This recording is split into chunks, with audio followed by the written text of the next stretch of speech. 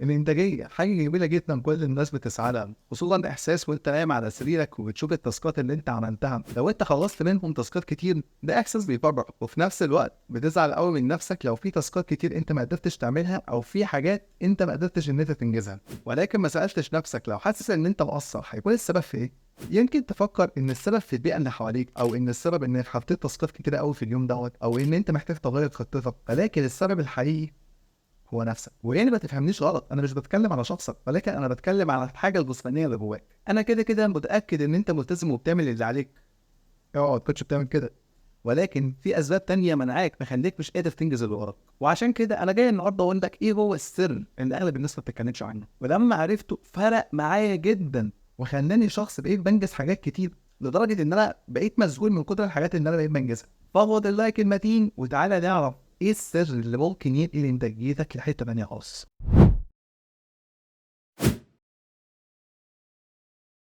بص، لو انت ما بتحبش الهري كتير وعايز تعرف اصلا القصه فين، فالقصه في الهرمونات. طول ما انت ما بتظبط هرموناتك طول ما انتاجيتك هتكون احسن وهتكون اجمل.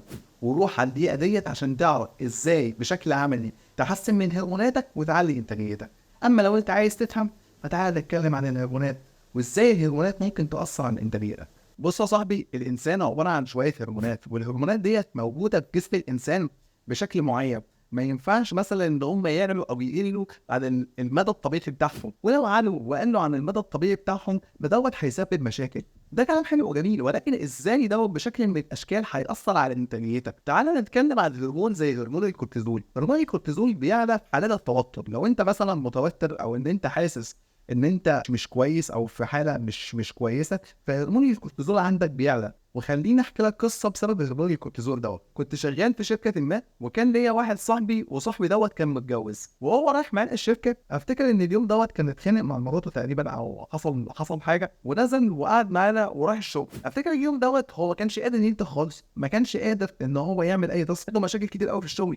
حس ان هو مش عارف يعمل اي حاجه، مش عارف يلبي المتطلبات بتاعه الشغل. ودوت بسبب ايه؟ بسبب الخناقه اللي اتخانق فيها مع مراته، وما كانش قادر ان هو يعمل حاجه في شغله خالص. الخناقه اللي اتخانقها في الاول رفعت عنده هرمون الكورتيزول، وكل ما هرمون الكورتيزول يرتفع كل ما التوتر يزيد، وكل ما التوتر يزيد كل ما هرمون الكورتيزول يرتفع. هي عامله كده شبه السلو بوي افكت او تاثير كره الجليد. كل لما تجري فتكبر، تجري فتكبر، تجري فتكبر. فالروي الكورتيزول بقى عنده عالي جدا ومبقاش قادر ان هو يعمل حاجه، وده بشكل ما اثر على انتاجيته. فلازم تفهم ان اي خلل في اي هرمون ممكن ياثر على انتاجيتك بشكل كبير. طيب تسالني ايه الهرمونات اللي ممكن تاثر على انتاجيتك؟ صراحه هم كل الهرمونات، غالبا ما فيش هرمون ما بيأثرش على انتاجيتك، ولكن في هرمونات معروفه، هم 4 هرمونات تأثيرهم واضح ومباشر على انتاجيتك. وال4 هرمونات هم الكورتيزول، الادرينالين، السيروتونين، والدوبامين. الكورتيزول اتكلمنا عنه، ومن الواضح ان كل ما الكورتيزول بيبقى عالي كل ما بيزيد عندك التوتر، فانت محتاج ان انت تقلل الكورتيزول. طيب نقلل الكورتيزول ازاي؟ في عندك وسائل كتيره جدا ان انت ممكن تقلل منها الكورتيزول. بكل بساطه البروتين. فاكر لما قلت لك صاحبي دوت وهو قاعد يتكلم مع مراته، صاحبي ده لو كان اكل بس حاجه بسيطه زي جبنه قريش او بيضتين مثلا، كان زمانه دلوقتي الكورتيزول عنده في الارض، وكان قادر ان هو ينتج، وما كانش هيبقى عنده مشاكل في شغله خالص، وما كانش عنده اي مشكله. فاهتم بالبروتين عشان تقلل الكورتيزول بتاعك. اما تاني هرمون، والهرمون اللي برضه بيشتغل مع الكورتيزول، وهو هرمون الادرينالين. وهرمون الادرينالين بيشتغل مع الكورتيزول بنفس المستوى، يعني كل ما الكورتيزول يعلى كل ما الادرينالين يعلى. ولكن ايه الفرق ما بين الكورتيزول وما بين الادرينالين؟ الكورتيزول ممكن يترفع بسبب حاجات نفسيه، وممكن يترفع بسبب الاكل او الشرب او الحاجات دي، انما الادرينالين برضه بيترفع بسبب التوتر او الحاجات اللي ليها علاقه بالنفسيات اكتر. طيب ازاي الادرينالين ممكن ياثر عليك وياثر على انتاجيتك؟ زي ما قلت لك، انت بتبقى متوتر بسبب الادرينالين عالي اللي رافع معاك الكورتيزون العالي اللي بيرفع توترك، وهكذا. لكن انت لو عرفت ان انت تواجه مشاكلك او ان انت تخطط للحاجات اللي انت بتعملها، فدوت هيقلل من هرمون الادرينالين. وخليني اطلب معاك مثال. لو انت في شغلك وعندك ديدلاين وخلاص مش قادر او مش عارف تعمل ايه، حسن من خططك بعد كده، بحيث ان انت الديدلاين اللي وراك مش عندك التوتر، مش عندك الاحساس الوحش اللي بيجي لك في اخر كل ديدلاين. ولو انت مثلا طالب وداخل على الثانويه العامه ودايما متوتر، وايه الثانويه العامه وايه الهاله الموجوده حواليك، حاول ان انت تخرج، حاول ان انت تلهي نفسك في اي حاجه. ووقت الثانويه العامه يجي عادي مش مشكله، يعني حاول ان انت تطلع بره فكره انك مضغوط عشان تقدر تقلل من هرمون الادرينالين. اما تالت هرمون معانا ودوت الهرمون المفضل لقلبي وهو هرمون السيروتونين. هرمون السيروتونين هو هرمون المزاج من الاخر، من غيره انت مش هتعرف تبدع، من غيره انت تقدر تعمل حاجات كتير، تقدر ان انت تنجز اللي وراك وتقدر تعمل اللي عليك، ولكن من غير هرمون السيروتونين انت مش هتعرف توصل لمهاراتك في حته تانيه خالص، وتوصل للحاجه اللي انت بتعملها ان انت تبدع فيها وتحسن منها. وده عكس الادرينالين والكورتيزول. في الادرينالين والكورتيزول انت محتاج ان انت تقللهم عشان تعرف ان انت تنتج، انما هرمون السيروتونين انت محتاج ان انت تعليه بشكل ما عشان تحس ان انت قادر ان انت تنجز اللي وراك. لا، وهنا مش بقول ان انت تكون قادر، لا، تكون بتتفنن في انجاز اللي وراك. وطبعا هنا انت هتفكر ازاي ان انا اعلي من الهرمون دوت. صراحه بابسط حاجه انت ممكن تعليه، زي ان انت تنام كويس، وان انت تهتم بان انت تاكل اكل صحي، وده بشكل ما بيرفع كل الهرمونات وبيحسن من جوده كل الهرمونات، ولكن دوت بالاخص بيعلي عندك هرمون السيروتونين. فانت لو نمت كويس واكلت اكل صحي مزاجك هيبقى كويس. اهتم بهرمون السيروتونين. وقبل ما نخش على اخر هرمون معانا وهو هرمون الدوبامين، خليني اقول لك بس على تبايه بسيطه وهي ليها علاقه هرمون خامس، بس يعني انا شايف ان هو لازم يتجاب سيرته الصراحه، وهو هرمون الميلاتونين. هرمون الميلاتونين هو ببساطه هو هرمون بيحسن جوده نومك، وده طبعا هرمون حبيب الملايين، حيوان الكسلان عايش عليه. ولا خلينا نرجع لموضوعنا. زمان الحياه عند الناس كانت مختلفه شويه، كانوا بيصحوا بدري فكان الجسم بيتعرض للشمس، فدوت كان مصدر اضاءه، فهرمون الميلاتونين بيقل.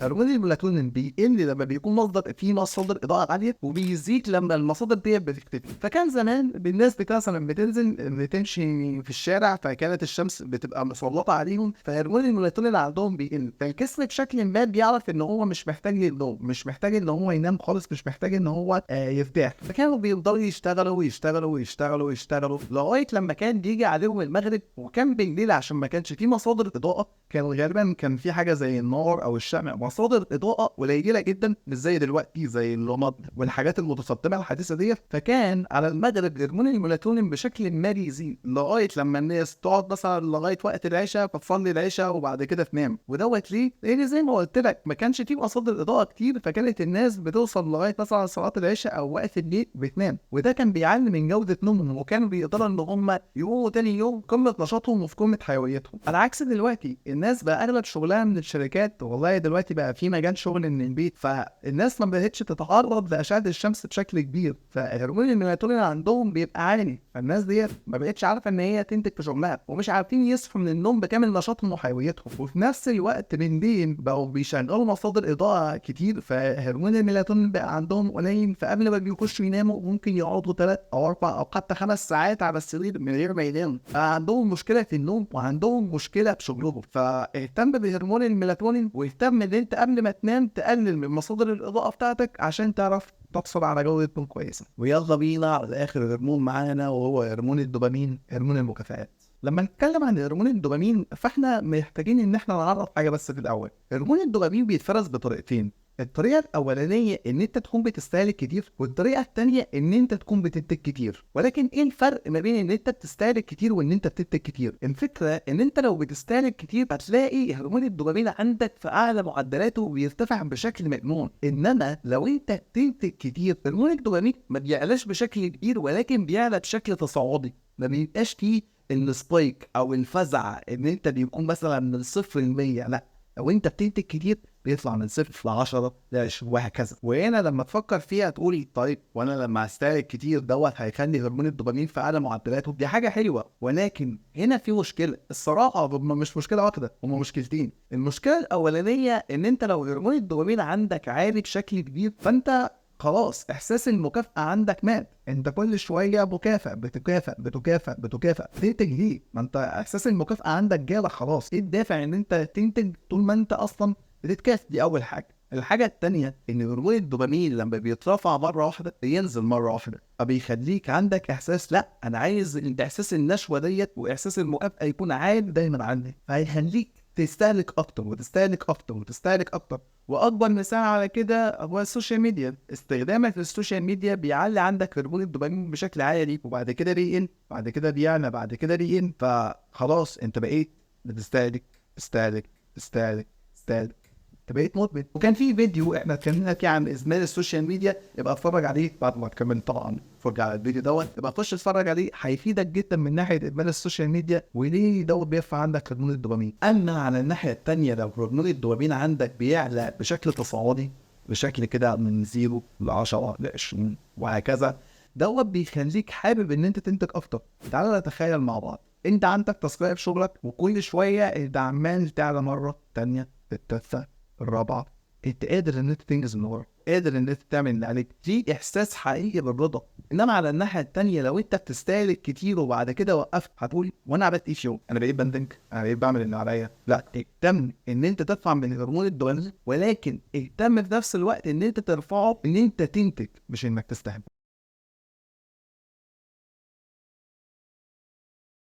وفي الاخر حابب اقول لك ان الفيديو دوت هدفه ان انت تبني الوعي بتاعك، وانك تعرف ان انت لو ما انتجتش في يوم من الايام تعرف ايه السبب. هل السبب بسبب قله نومك، او بسبب ان انت كنت متوتر، او السبب حاجه ليها علاقه بالهرمونات. وفي الاخر حابب اقول لك ما تنساش تعمل لايك وشير وسبسكرايب، ولو عندك سؤال اساله في الكومنتات. وبس كده، سلام عليكم.